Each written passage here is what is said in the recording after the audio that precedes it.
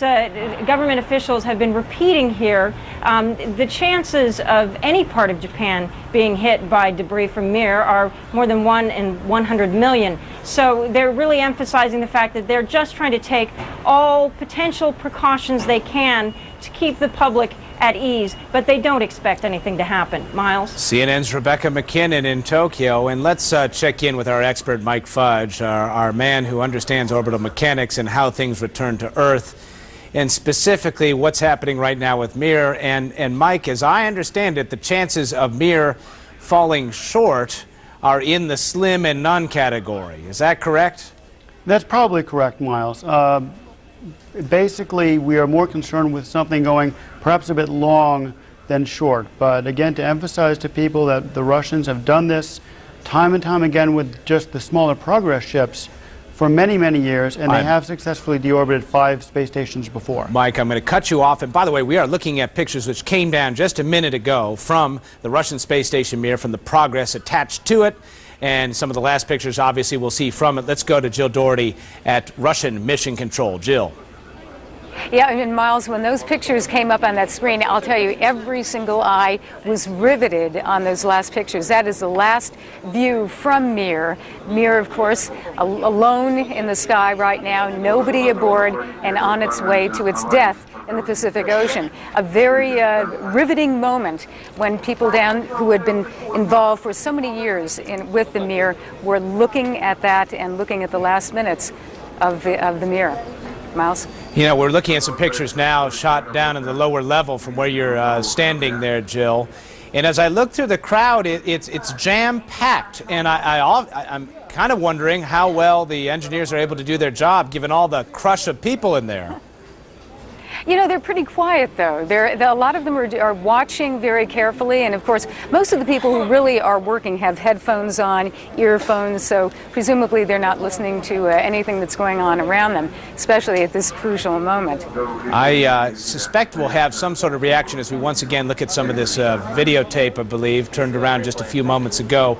Black and white, grainy images. Nevertheless, a historical piece of footage, as it is the last bit of footage we'll see from Mir. But I imagine, I guess the term would not be celebrations, but there will be opportunities for these people to get together once everything has been completed, I suspect, Jill. Yeah, it's probably like an Irish wake, you know, you kind of celebrate while you cry. So, and that does seem to be the mood. That's exactly what they feel. Number one, they're bringing it down, and so far without any problems. All right. So that's cause for celebration. You know, I was talking to Norm Thagard earlier. Norm, you were talking about the Russian fatalism. On the one hand, they're sort of individually fatalistic. On the other hand, they are very careful about other people's safety. This almost seems like a dichotomy. But that is the way they are. They very much are concerned with the health and safety of their cosmonauts, for instance, but when it comes to their own safety, a lot less regard. All right, we are now right near the end of this expected burn. It's supposed to last about 19 minutes. It's going to be another 5 minutes before it is complete. Take a look at this rendition of what is happening right now in space from our friends at Analytical Graphics. And at the end here, the Progress vehicle, you can see exactly what is happening as that plume spits out well, I guess that is the death burn. You're seeing it right there, animated version, but that's what's happening right now in space. Keep an eye on Russian's Mission Control site on our website. We'll have all that as part of our interactive coverage, which is going on right now on CNN.com. The AOL keyword for that is CNN. Now, as we monitor Mir's third and final burn, we are going to take a short break. Don't worry, we're going to come back and we will keep you posted with reports from our earthbound viewing stations, and we will begin with the best assignment of all, Fiji. Stay with us.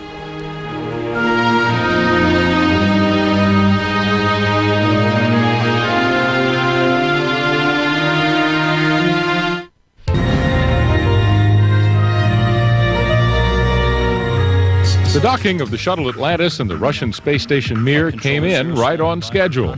Cameras on the shuttle were able to show us the Mir. Then cameras on Mir took a close look at the shuttle from above it. And then the hatches opened. And for the first time in 20 years, Americans and Russians on separate ships were shaking hands in orbit.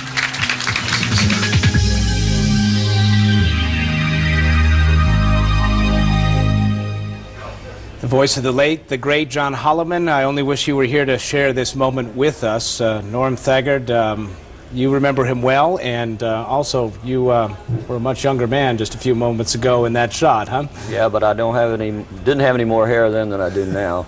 Yeah, John was a wonderful man, and I worked with him a couple of times and enjoyed it very much. All right. Let's turn our attention now just a moment to the weather and what is going on out there in the South Pacific. There are some people who are hoping to catch a glimpse of all these activities. Some of them are paying an awful lot of money to be on a very expensive charter. Others just happen to be out there in fishing boats looking for tuna and might get quite a show indeed. For the prospects of that, let's turn it now to CNN's Karen McGinnis, who is up in the Weather Center. Karen, how's it looking? Hey, Miles. If anybody's floating around in those roaring 40s, it is a rough ride. You need some Dramamine for sure. We've got an interesting weather picture taking place here. This is North America. We're looking at the Hawaiian Islands here, and if we were to go a little bit farther to the south there, we have New Zealand. Now we give you this animated view. Once again, New Zealand here. This is referred to as the roaring 40s. You get a lot of volatile weather systems here. If you follow any kind of the sailing races like the Whitbread race, you know that when they encounter some of these violent weather systems right across this region, boy, it really is rather treacherous. Also, we're taking a look at Tahiti. Here's Rapa, is the Rikitia, and a little bit farther to the south, this is considered that dead zone, the drop zone, or otherwise known as the impact zone, and pretty much in that zone from New Zealand over to South America to the south.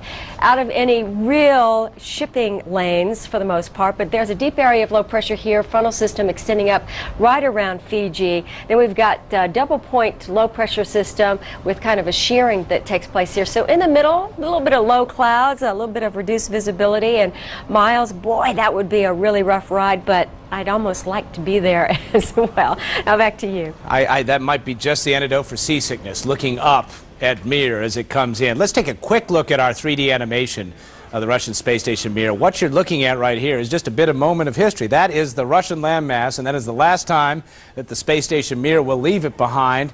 Take a look at this altitude indication right there. I don't know if you can read that at home, but it says it's already at 101 miles in altitude. That's about 60 kilometers, and or did I do that backwards? So it would be 120 kilometers. Excuse me for that. The mathematics is escaping me at this point.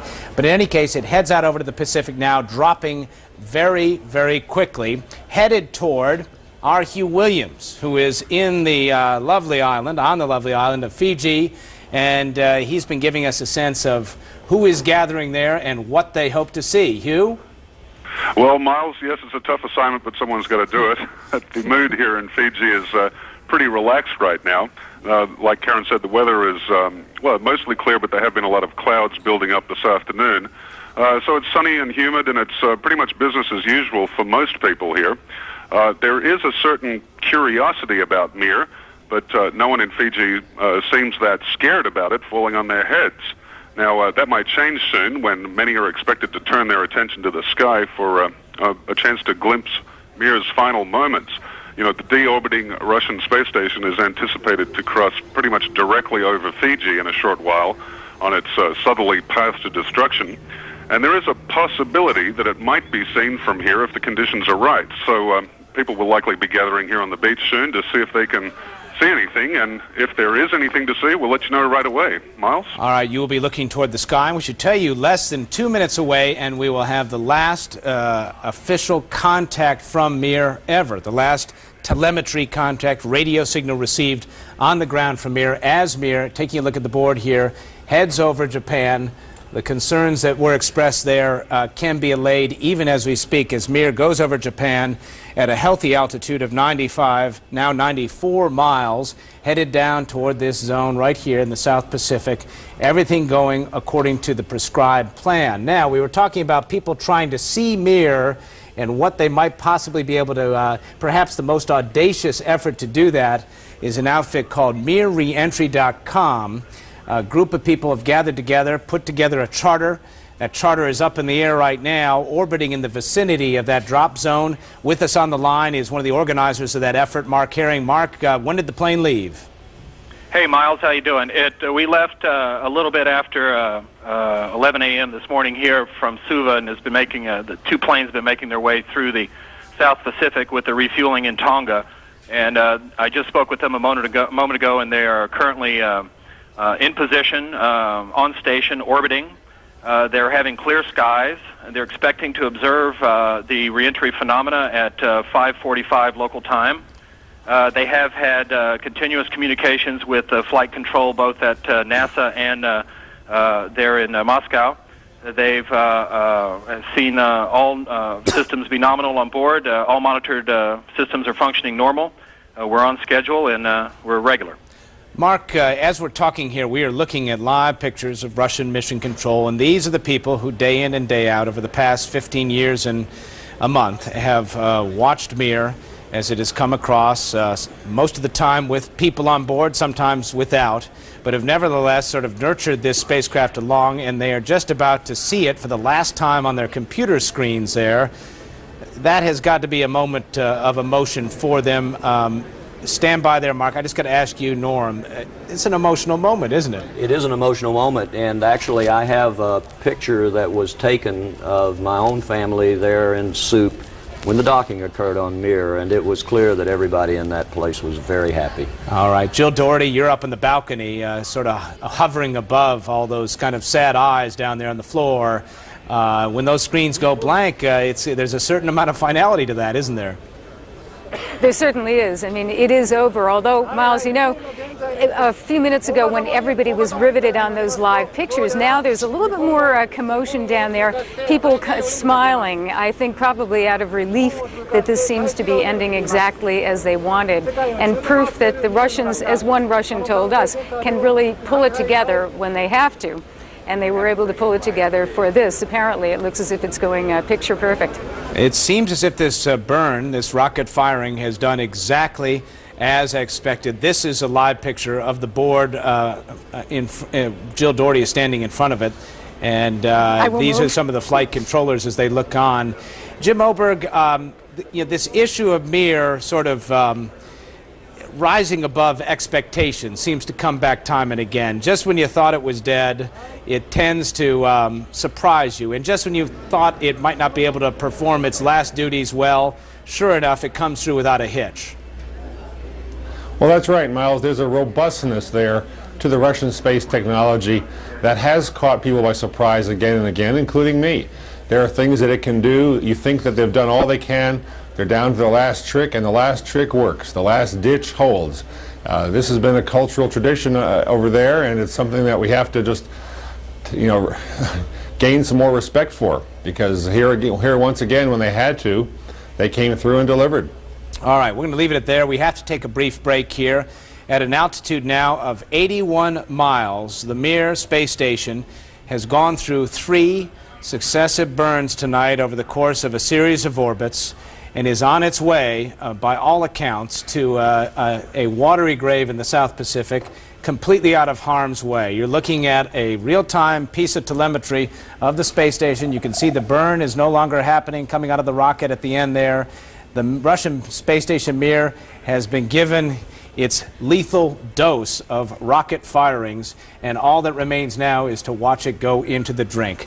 Stay with us as we continue our coverage of Mir in its final moments.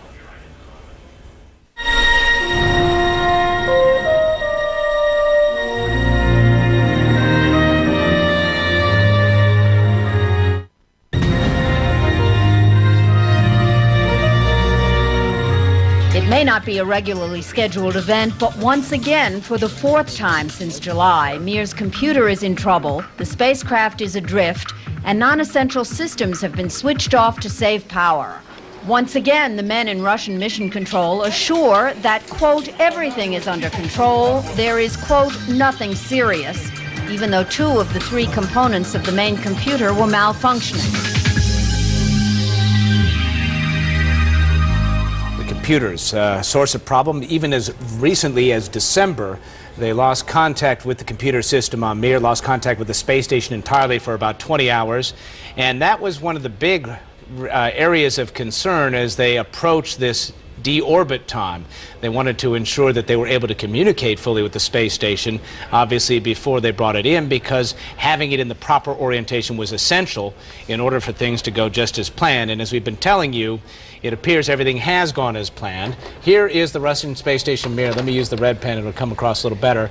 It's passed over Russian ground stations for the last time. The screens have gone blank at Russian Mission Control, the place they call soup.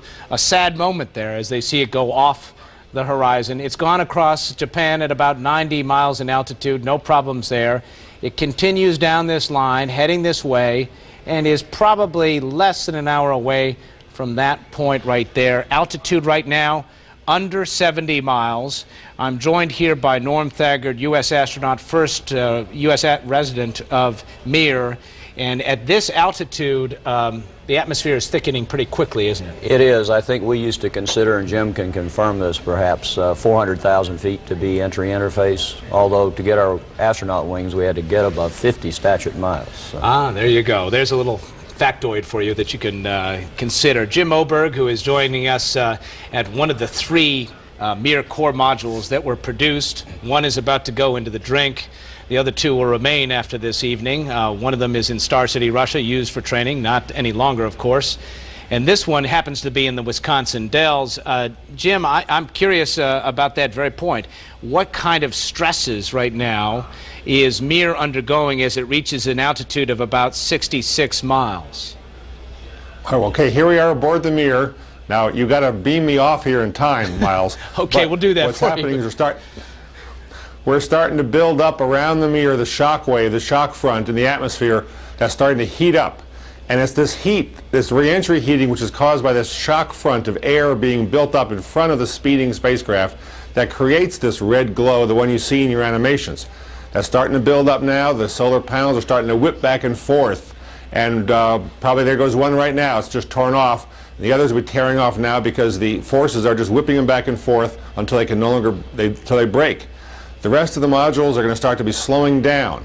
The big four ones up there in that crisscross section are like the back end of a shuttlecock.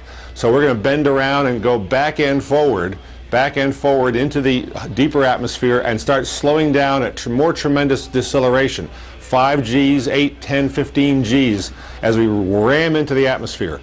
At that point, all this material you see around me is going to start tearing loose from the walls, flying into the back of the spacecraft, right into your camera, right into your view.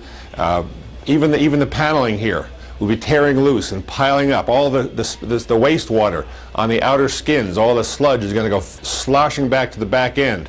Finally, the hull's going to crack open, the pieces are going to break loose, and by then, of course, we're going to be gone.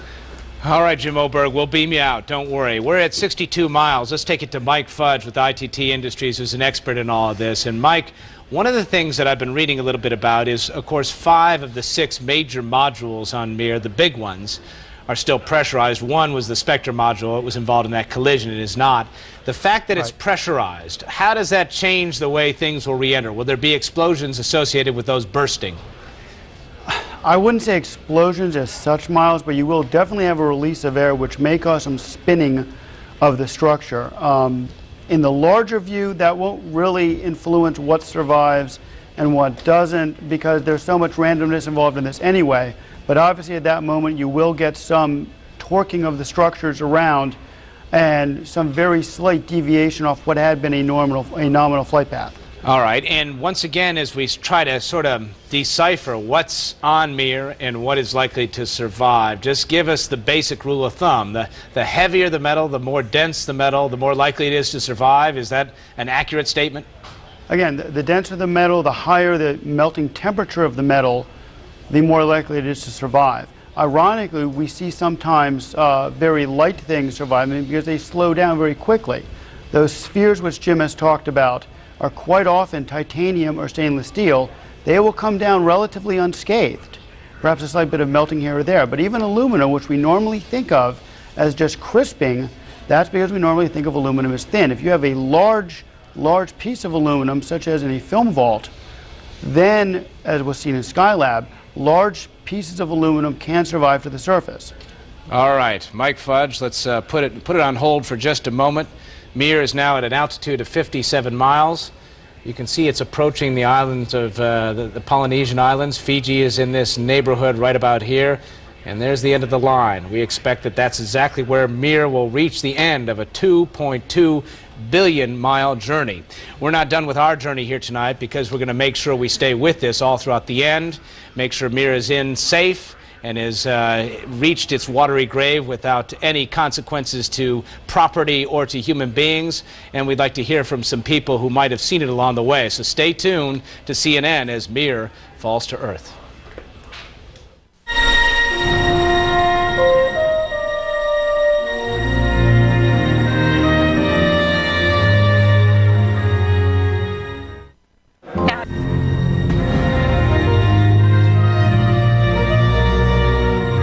For Japanese television reporter Toyohiro Akiyama, it was the assignment of a lifetime, an assignment to space. The Tokyo Broadcasting System, or TBS, paid the Soviet Union a reported $12 million to launch Akiyama to its Mir space station, where he did live reports. Akiyama, who spent a year and a half in rigorous training for the assignment, is the first Japanese and the world's first journalist ever in space. 9 days in space, the first journalist in space, Akiyama. Mir, right now, let's give you an update. An altitude of 49 miles, dropping like a rock, as it were. Let me show you on the chart here right where it is. That's the space station Mir, and that's the end of the line. Not much further to go. As a matter of fact, by most accounts, it should be at the end of the line in about 15 minutes or so. That's our best estimation of what is happening. Let's take a look at some animation we have, because this computer graphic is not showing you exactly what's going on. This takes you back a little bit to the burn, which we were talking about a while ago, which happened over Russia. And as Jim Oberg was pointing out to us as he was graphically depicting what it would be like to be inside, this is what would happen, or what is happening, we should say, even as we speak to the Russian space station Mir, actually at an altitude of 48 miles. Much of this might have already happened. You saw the solar arrays breaking off, the antennas breaking off, and then as the plasma heats up around those 6 main modules, they all break apart, forming separate sort of cometary trails, an impressive man-made meteor. Jim Oberg, don't you sort of wish you could see it?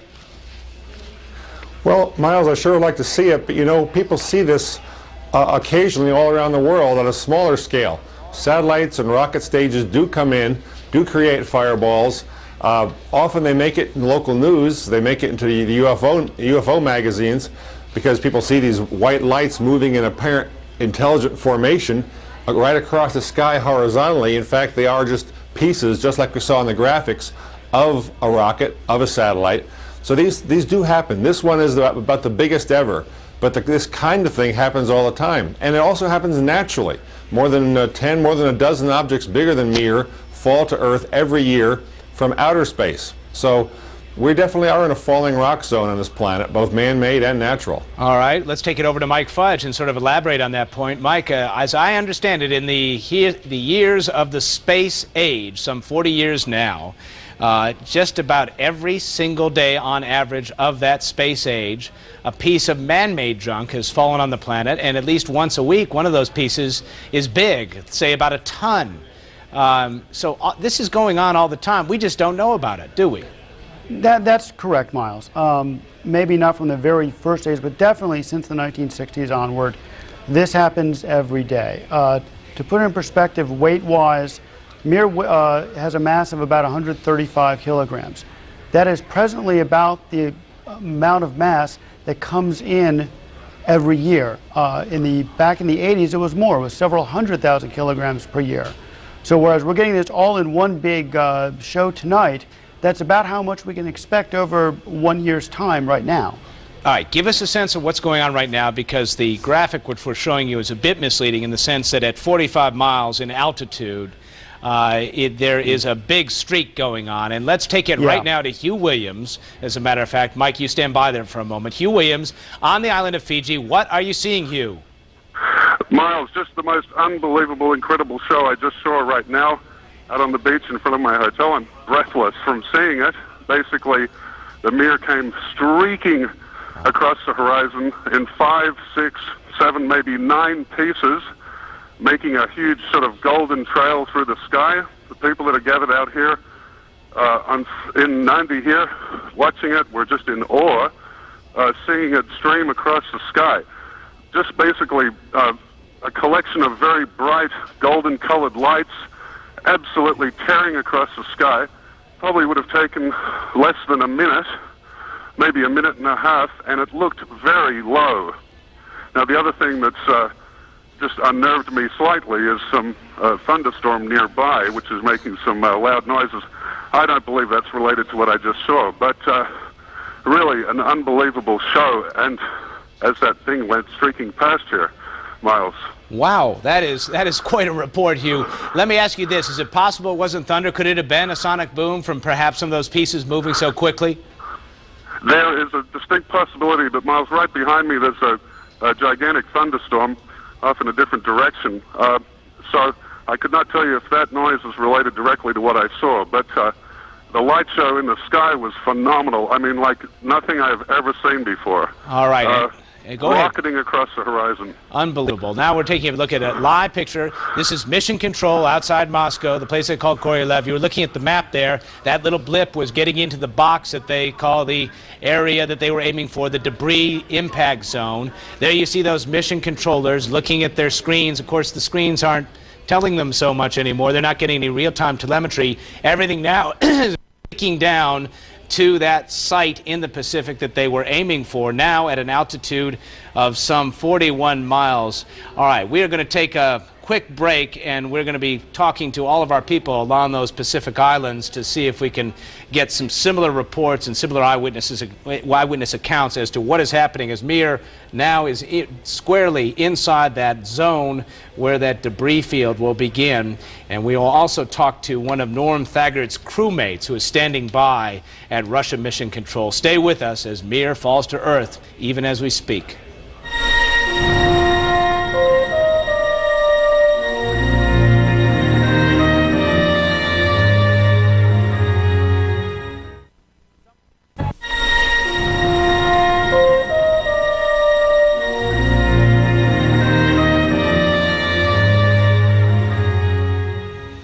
It's the end of the road for the Russian space station Mir. Take a look at this live telemetry, a 3D representation of what's going on right now. Upper left of your screen, that's the altitude as we speak, 27 miles and falling quickly.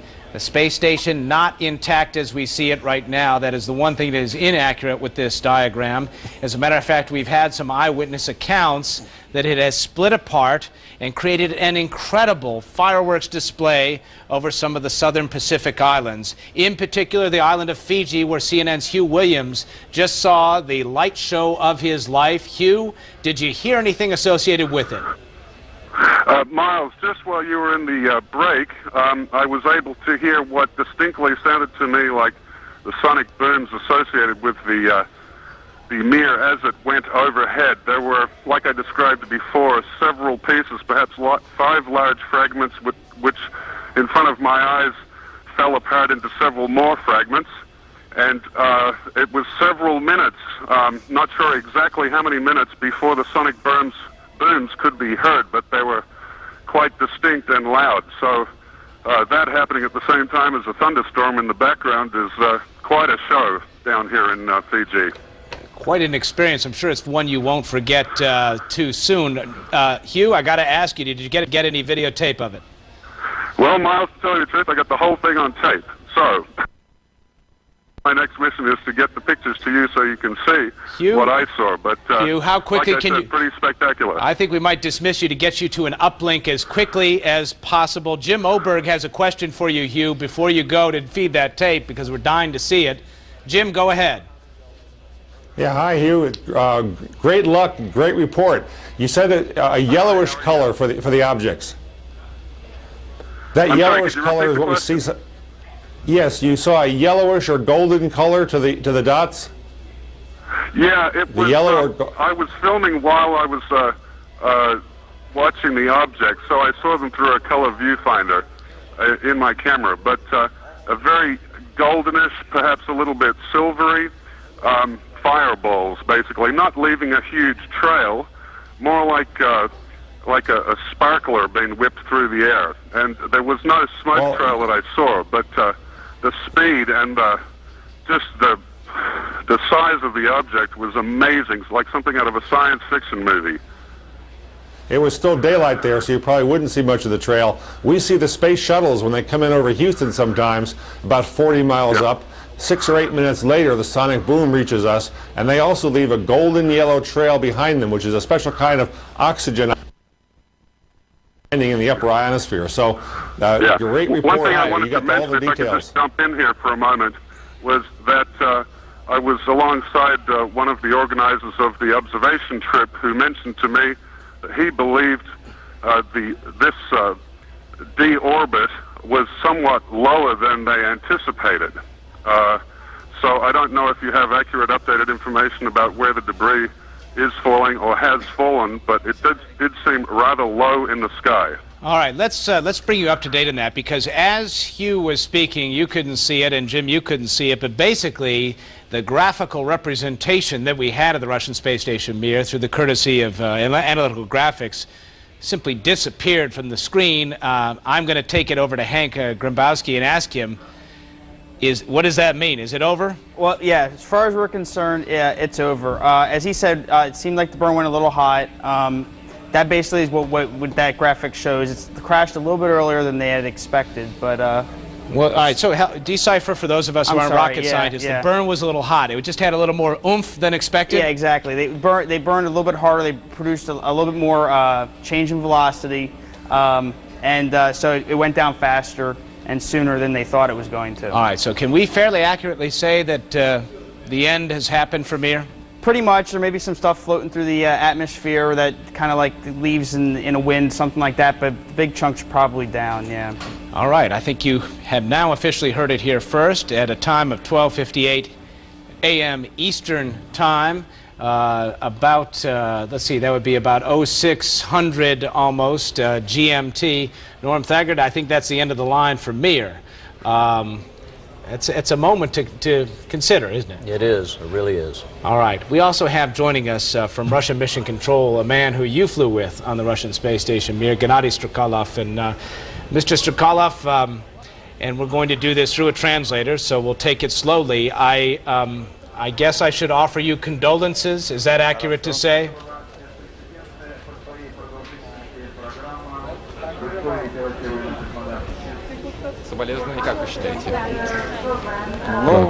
Well, to some extent it's true. I accept condolences. What are your thoughts about Mir? Entire century, epoch in the space research. And I think that we will number of times will recall even having the up-to-date, the most novel space research and achievements. Is this a sad moment, sir, for the Russian space program? Hold on a sec. Yeah. Are you okay? Should I keep going? The Mir station is a special. Okay. Not yet. It's a big school. Many cosmonauts and astronauts from various countries had to experience through Mir station. And of course, the significance of this schooling you cannot over-appreciate. The orbit station Mir was proudly flying around the Earth and with dignity is accomplishing its service life, falling into the Pacific Ocean without any hurt to anybody. And we can all be glad that that is the case. Mr. Strikalov, we have with us here a former crewmate of yours, Norm Thagard, and he'd like to say a few words to you. Go ahead, Norm. Gennady, мой старый друг, привет. Norm Taggart, здравствуй. Hello, Norm Taggart. How are you, Norm? I'm doing well, Gennady. I wish either I were there with you or you here with me tonight. Монитор. Norm, какие у тебя эмоции, когда what ты kind of узнал, что станция emotions Mir and feelings you experience while you hear that Mir station has demised? Sadness, Gennady. I'm sorry to see it go and wish that we could meet again on the Mir station, but I guess we can't do that now. Norm, we got some hopes to get together again at the future station with the name Mir number 2. Let's do it. Как ты считаешь, это возможно? Do you believe it's possible? Можно, да. Я бы мечтал вновь оказаться с тобой в экипаже. Dream to be your crewmate. Потому что у нас работа because our work, прошла the на work we хорошем had, уровне. It was rather successful. It was up to benchmarks. I would agree with that, and Gennady, it was a wonderful time for me, and I really enjoyed your friendship. All right, gentlemen. Thank you for sharing that moment with all of us. Two old crewmates getting together at a sad moment, a moment where they have an opportunity to reminisce a little bit about some historic days gone by. The Mir space station is no more, and as best we can tell, it has fallen into the Pacific without causing harm to anyone or anything. Stay with us as our coverage continues.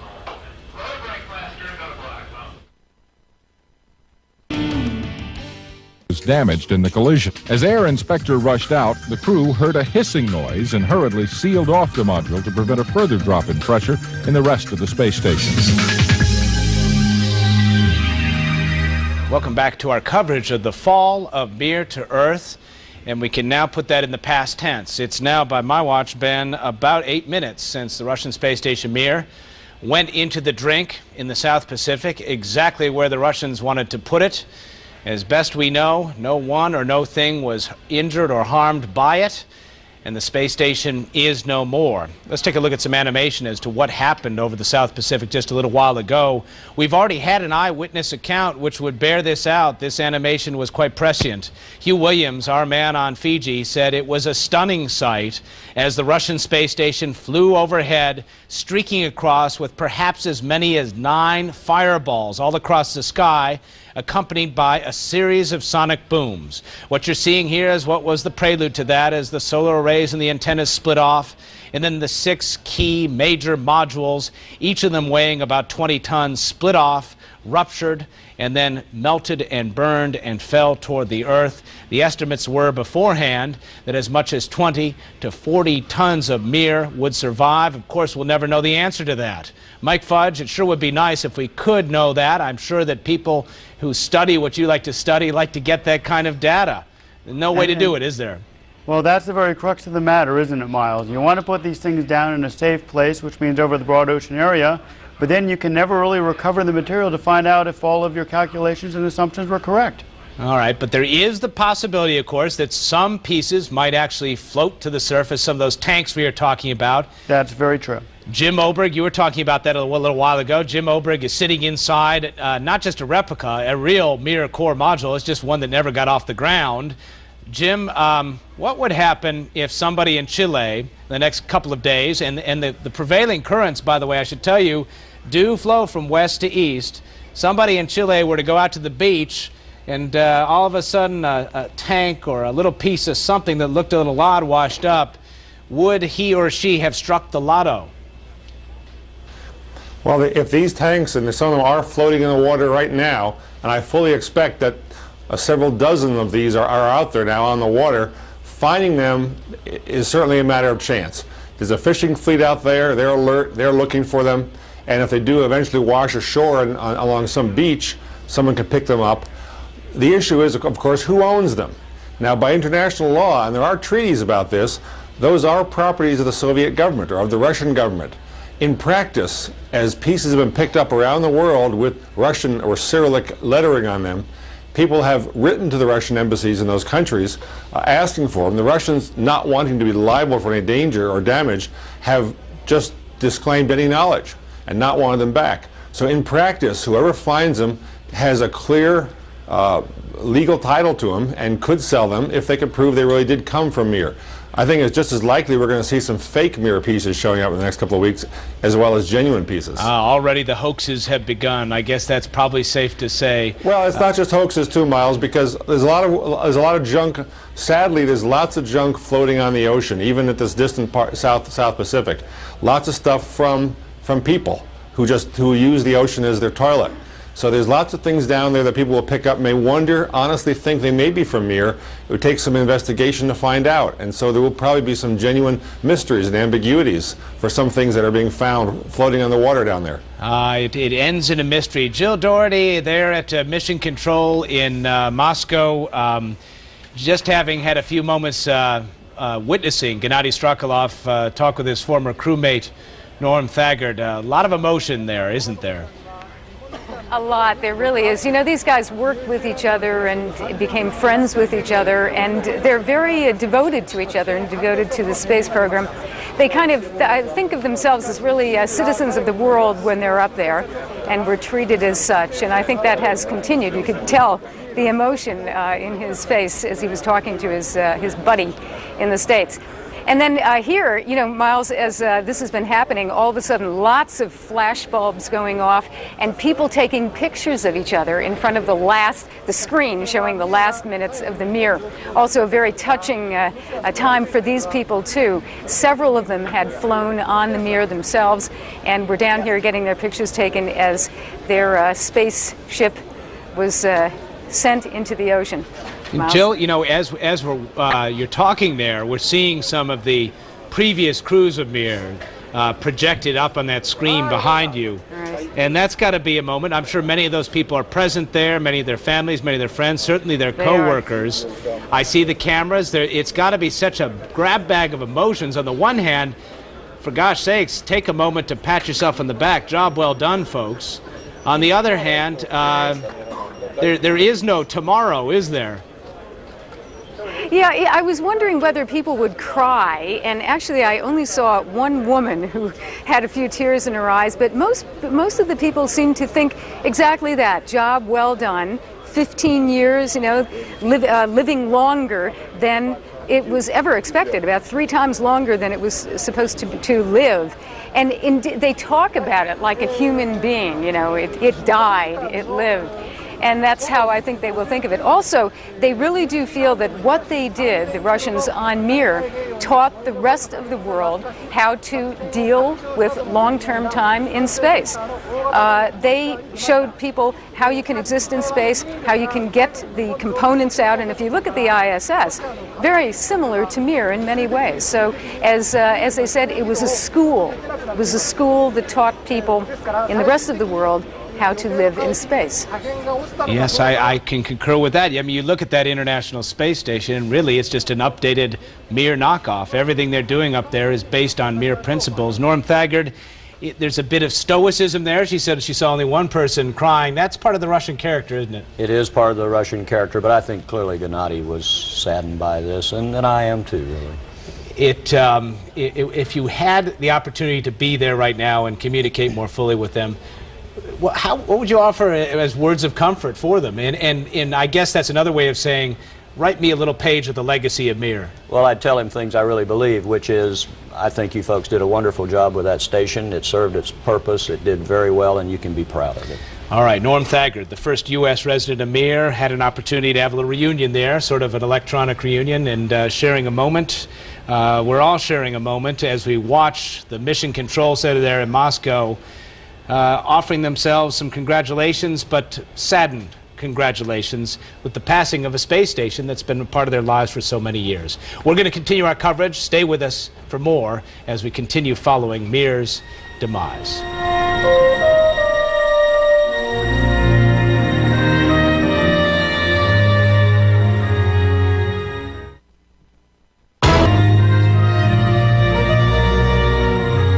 the fire broke out back behind me, the master alarm went off, of course. The smoke filled the station. The smoke was immediate. It was dense. Where I was sitting, I could see basically the 5 fingers on my hand. We immediately went to the oxygen breathing device, and without that, I don't think you would have been able to breathe.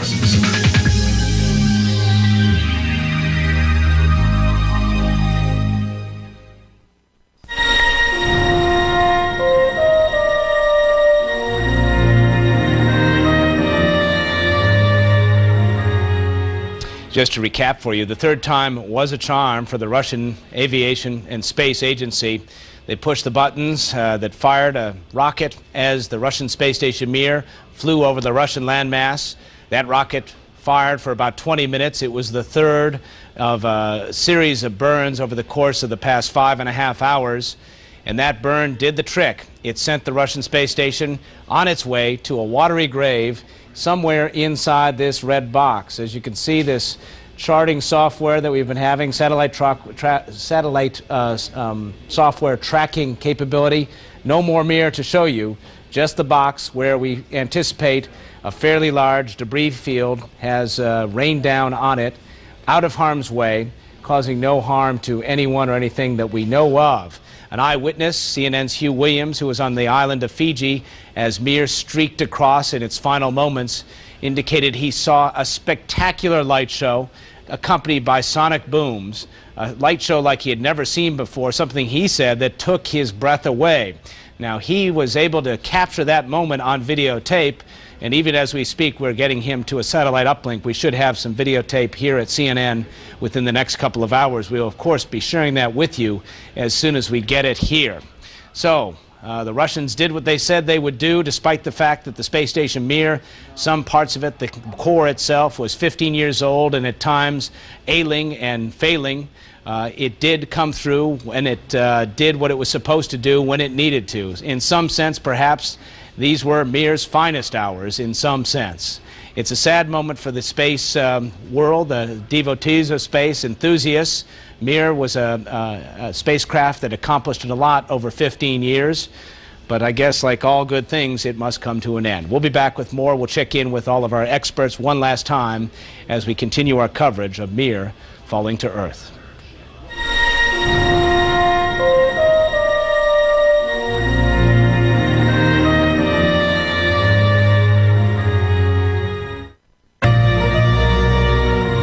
Shortly after midnight Moscow time, the big Soviet rocket lifted in orbit the base module of what is intended as a permanent manned space station.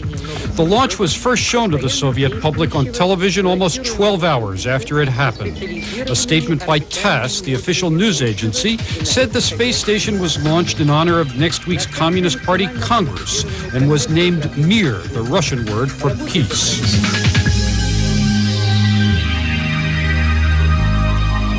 Mir's birthday, February 20th, 1986. Its date of its demise, March 23rd, the year 2001, just a little while ago, about a half an hour ago. Let's get some final thoughts from all of our esteemed guests, and let's begin right here with Hank Grabowski, who is with Analytical Graphics. Just a quick word from you, Hank, on how accurate what we've seen on that screen has been, and whether we have a fairly good sense of where Mir went down. Well, according to what we've heard from Mission Control, we were expecting that it landed somewhere around 40 degrees latitude south, west longitude of between 160 and 140. According to our calculations, it landed around 45 degrees south latitude and around 150 degrees west longitude. All right, so some precision there. Thanks to you folks at Analytical Graphics for that. Let's take it over to Jill Doherty, who is at Russian Mission Control, the place they call Soup. Jill, some final thoughts from you. Well, Miles, I'd say that there were high points and low points in this, but ultimately, even though the space program, the Russian space program, has financial problems and many other problems, the brain power that put this together is still alive and well. All right. Mike Fudge, ITT Industries, a man who understands a lot about orbital mechanics. You're a scientist, but you're also a human being. We've witnessed the end of an era, haven't we? Yes, we have, Miles. It is a bit sad looking back on it. I mean, when this launched, Just to put things in perspective, I was a freshman in college at Virginia Tech, so you know, my experience is a little different from Norm's, but I could definitely see the emotion in Norm and in Commander Strikalov. But let's get this right. Now the Russians are 6 for 6 with safely deorbiting space stations in a controlled fashion into the Pacific. All right, that's a good point to end with you on that. Let's go to Jim Oberg in the Wisconsin Dells. Jim, you have looked at first the Soviet space program, now the Russian space program for as long as anybody. Put this in perspective. Write the first draft of the first page of the history of Mir and how it relates to the history of the Russian space program. Well, the Mir that's around me now, this model is full of ghosts of people who really pioneered the kind of things we need to do to get beyond Earth orbit into interplanetary flight. And now this whole spacecraft itself is a ghost. And maybe in that form it'll travel much farther than even it did in real life, because it's going to be reminding us what can be done, what can be overcome when it comes to facing the challenges of space. Norm Thagard, it says a lot about the way the Russians think about their space program, their philosophy in general about life is sort of wrapped up in Mir, isn't it? It is, and I'm saddened probably as much for my Russian colleagues as for the demise of Mir. We're now truly in the International Space Station era, but I'm heartened by the fact that space exploration continues. All right. Well, I can say as a reporter, I'm saddened to see the Russian space station go, and if nothing else, it was a compellingly human story, despite the fact it was all about hardware. It was also about human beings, about adventure, about overcoming long odds. And I, for one, will miss it, and I will miss the story. That completes our special report. My thanks to Norm Thagard, to Mike Fudge, Jim Oberg, the folks from Analytical Graphics, and our Moscow Bureau Chief, Jill Doherty. I'm Miles O'Brien at the CNN Center. Thanks for joining us. The big Soviet rocket lifted in orbit, Mir, the Russian word for peace. Groundwork for an astounding partnership with the U.S. Welcome, welcome!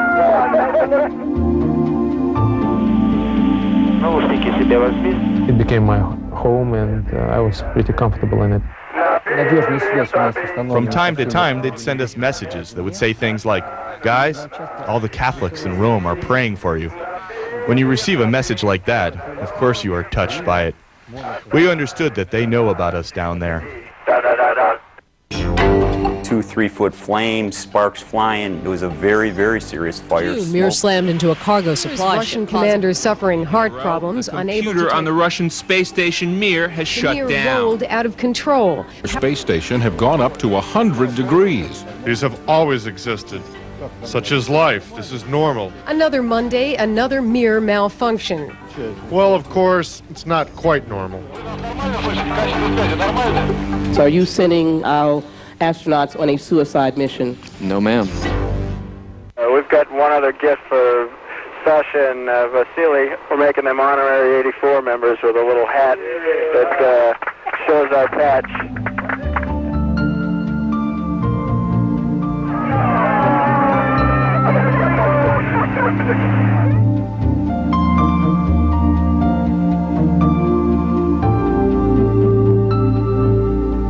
Then we got Elena coming in with the traditional bread and salt.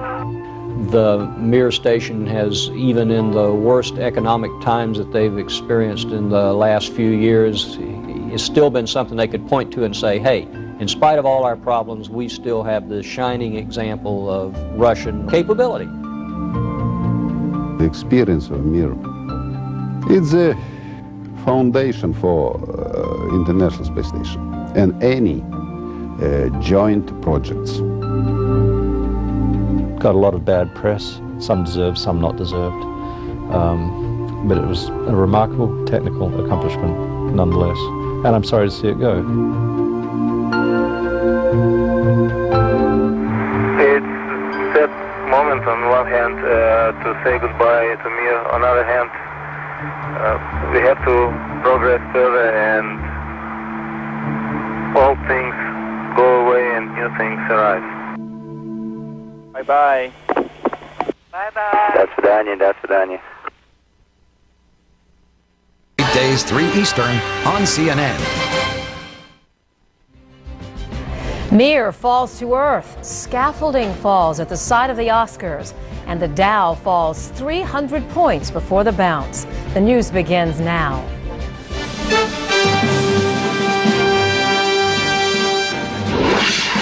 Tonight, going out in a blaze of glory, a live update on Mir's fiery end. And at a San Diego school, a shotgun and a shootout. I dialed the school and it was busy, and I was in the car and we were over here.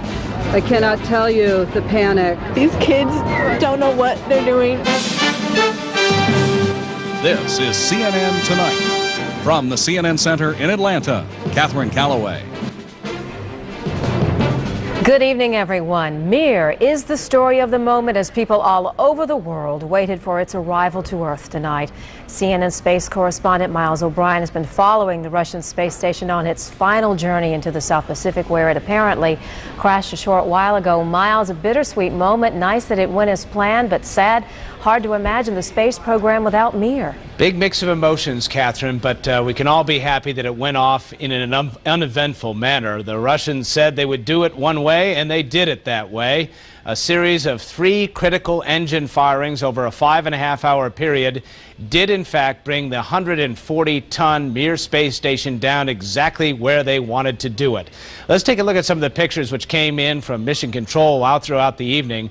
As you said, a bittersweet moment for many of these people. They have been coming in and out of this control center now for more than 15 years, shepherding their spacecraft through 86,000 orbits, 2.2 billion miles of travel. As a matter of fact, if Mir had been heading in one straight line, it would have reached the planet Uranus. Instead, it went around and around and around the planet, and finally it sort of ran out of gas. The Russians did not have the money to keep it flying. Many of its systems were failing, and so the decision was made to bring it down to its watery grave, something that happened now about 37 minutes ago. Let's take a look at some of the animation. This is what happened essentially over the South Pacific as Mir came into contact with the thicker portions of the atmosphere. There you see the rocket burn from the Progress vehicle, which was attached to the end, the vehicle which was to bring it down to an orderly, controlled entry. Exactly what happened. As it reached the atmosphere, the thicker portions of the atmosphere, it heated up quickly,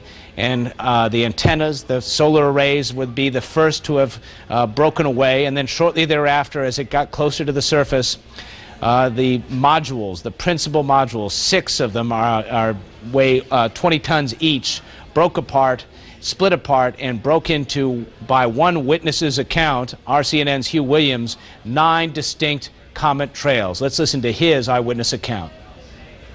Just the most unbelievable, incredible show I just saw right now out on the beach in front of my hotel. I'm breathless from seeing it. Basically, the Mir came streaking across the horizon in 5, 6, 7, maybe 9 pieces, making a huge sort of golden trail through the sky. The people that are gathered out here in Nandi here, watching it, were just in awe, seeing it stream across the sky. That was probably the highlight of the evening tonight, hearing that report from Hugh Williams as he saw this spectacular display. Of course, the highlight is, in some sense, a low light. Norm Thagard was the first U.S. astronaut to spend some time aboard Mir, the first of 7 U.S. astronauts to have that claim, have that little bit of accomplishment on their resume. Thanks for being with us. He's been walking us through this whole process. And Norm, Mir is no more. Let's look ahead for the Russian space program. It's not exactly a great picture, is it?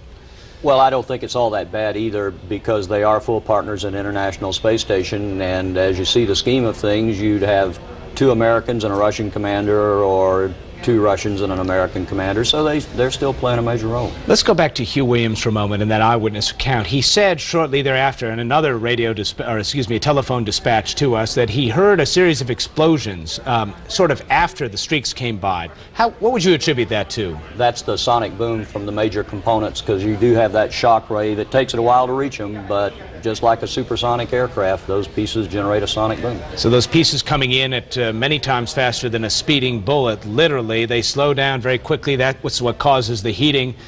anybody's guess as to how much debris is out there. Do you suspect that on the shores of Chile we'll be seeing some pieces of Mir, or what are claimed to be pieces of Mir, washing up in the coming weeks? Yeah, probably. From what we heard from Jim Oberg, these kinds of tanks that will float survive all the time, and an excellent chance that some of them will be recovered somewhere. All right, Norm Thagard, former U.S. astronaut, former occupant of Mir, had an opportunity to talk to one of his crewmates just a little while ago, and we appreciate you being with us every step of the way as Mir has met its end. We should tell you that Hugh Williams, the person on the line there, did have a video camera and captured that moment on tape. He is fast on his way to an uplink, a satellite uplink, to get us those images. The moment we get them here at CNN, we will, of course, be sharing them with you. Catherine. Miles, that should be a spectacular show. I hope the video makes it soon. I want to disagree with you, though, quickly about what the highlight of the night was. While Williams' report was great, I thought the exchange between Norm and the Russian cosmonaut, the commander, his roommate on Mir, was an incredible moment on live television to see the emotion between these two gentlemen. Norm, what was it like at that moment speaking with him? Well, I felt a bit older, to tell you the truth, because as long as Mir still existed, I could say, well, gee, I was young when I flew that, sort of. It's gone now, so I can't rely on that. But Gennady was a tremendous friend. He was always helpful to me throughout my whole stay on Mir, and I really do regret that I couldn't either be there with him or him here with us tonight. As he said, it's not over yet. There's still the space station ahead. Maybe, you never know. You could be roommates again. Could be. And Miles, quickly, let me ask you one quick question before we go. One proviso, that I want to be there with them. Oh, all camera, right. if you don't mind. There's no doubt. All right. How big of the pieces of debris were expected to fall? Well, who knows? Some of those docking rings, which are, you know, the diameter, would be about at least 10 feet, maybe 6 feet for some of the docking rings. Some of them, maybe more like 5. They potentially could survive intact. That has happened in the history of debris impacts in the past. Anything that's made of something besides aluminum, either stainless steel or titanium, those are the kinds of things that are more likely to survive. And then those spherical fuel tanks, they're likely to make it. They're about that big, about the size of a desk globe. So I would say generally, though, most of the pieces will be very, very small. Well, we can only hope. All right, Miles O'Brien, incredible coverage tonight with you and Norm Thagard. Thank you very much.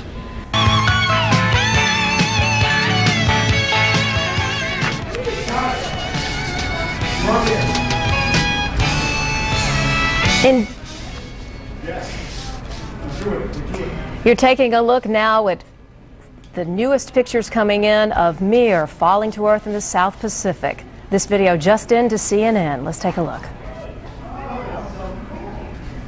As we told you less than an hour ago, Mir took its dive to Earth. That was a final burn during reentry. The ailing space station ended up in the South Pacific.